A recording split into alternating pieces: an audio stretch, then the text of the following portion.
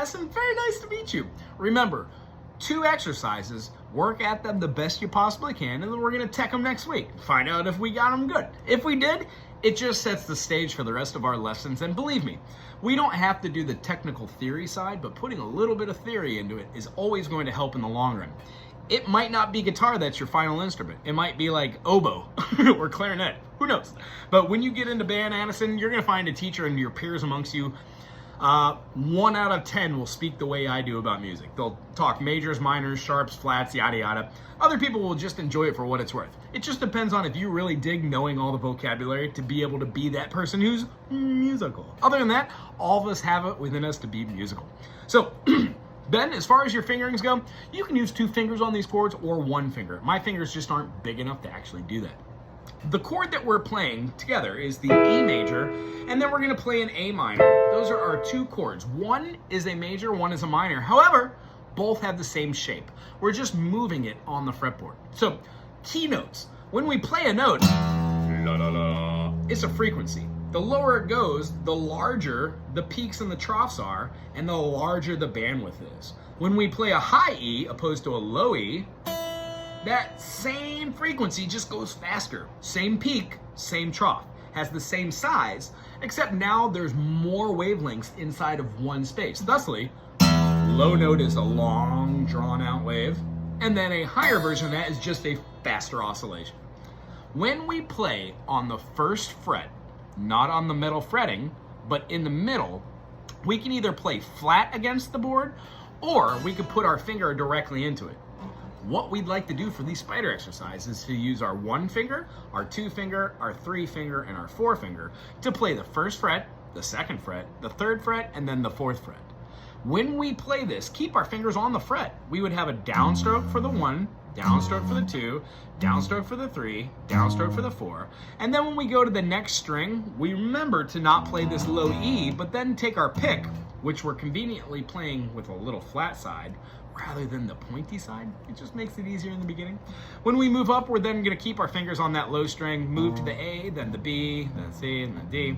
We're going to be moving our fingers up the fretboard in this nature, doing all downstrokes.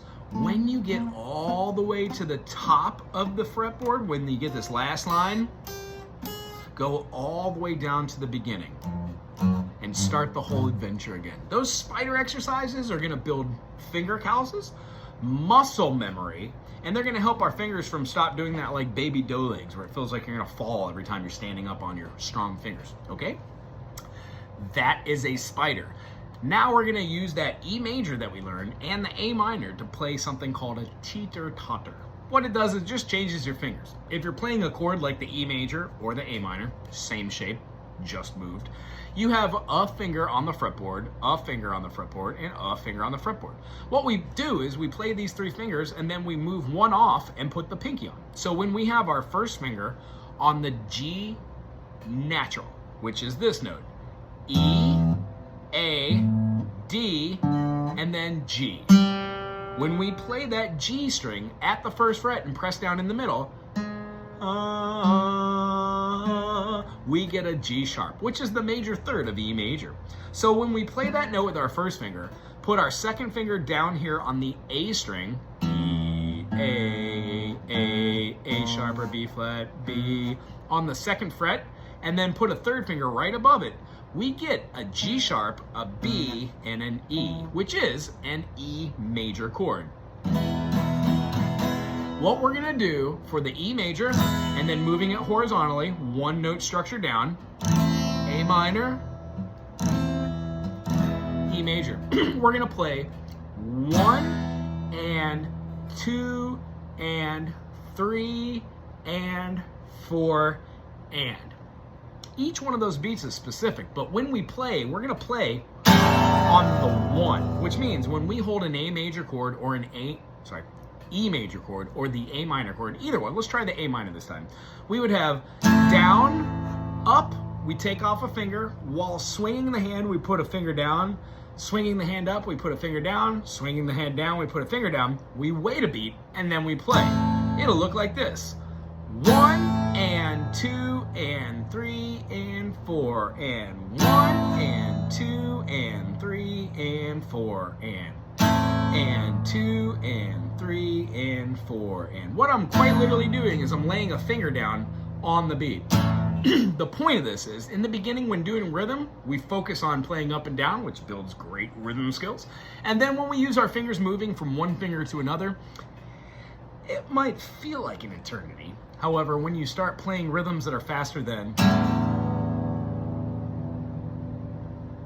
and we speed that up,